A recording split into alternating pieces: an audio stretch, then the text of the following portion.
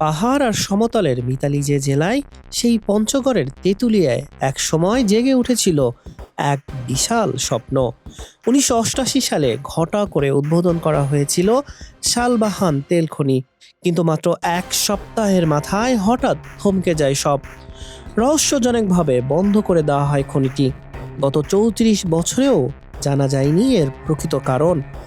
স্থানীয়দের দাবি, কোনো এক অদৃশ্য চাপে থমকে গেছে এই অর্থনৈতিক সম্ভাবনা।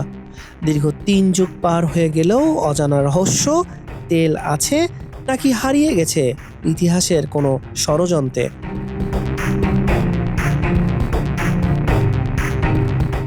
পঞ্চগড়ের তেঁতুলিয়া উপজেলার এই সবুজ শ্যামল ঘেরা নির্জন গ্রামটি ১৯৮০-র দশকে মেতে উঠেছিল এক নতুন সম্ভাবনায়। ১৯৮৬-৮৭ অর্থ বছরের ভূতাত্ত্বিক জরিপে এখানে মাটির প্রায় ৯০০ মিটার গভীরে হাইড্রোকার্বনের উপস্থিতি পায় বিশেষজ্ঞরা। বিদেশি প্রকৌশলীদের পরীক্ষা নিরীক্ষা শেষে নিশ্চিত হওয়া যায় তেলের মজুদ। কিন্তু খনির আনুষ্ঠানিক উদ্বোধনের মাত্র এক সপ্তাহের মধ্যেই আশার আলো জ্বালিয়ে থেমে যায় সবকিছু। হঠাৎ করেই বন্ধ হয়ে যায় তেল খনির কার্যক্রম। সংশ্লিষ্ট কোম্পানিও রাতারাতি গুটিয়ে নেয় তাদের কার্যক্রম। কেন বন্ধ হলো এর সঠিক কারণ অজানা।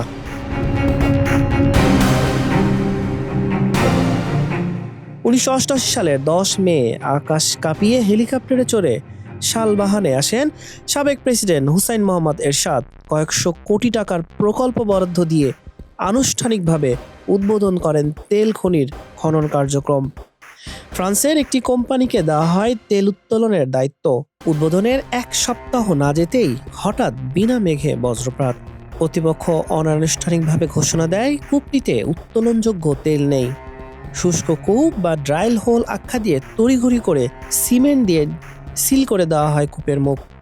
রাতের আধারে সরিয়ে নেওয়া হয় যন্ত্রপাতি। বিবিসি ও রয়টার্সের মতো আন্তর্জাতিক গণমাধ্যমে যে খবর শিরোনাম হয়েছিল, তা ঢাকা পড়ে যায় রহস্যের চাদরে।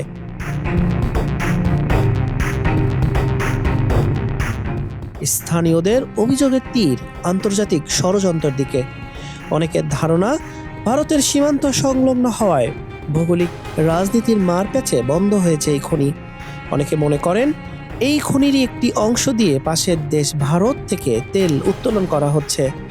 খনি এলাকায় মানুষের বসতবাড়ি গড়ে উঠলেও ইতিহাসের সাক্ষী হয়ে টিকে আছে সেই সিল করা কূপের মুখ। দেশের জ্বালানি সংকট মোকাবেলায় এবং উত্তরবঙ্গের অর্থনৈতিক আমূল পরিবর্তনের লক্ষ্যে এই পরিত্যক্ত খনিটি পুনরায় চালুর দাবি এখন সর্বস্তরের মানুষের। ৩ দশক পেরিয়ে গেলেও শালবাহান তেল খনির রহস্য এখনো কুয়াশাচ্ছন্ন।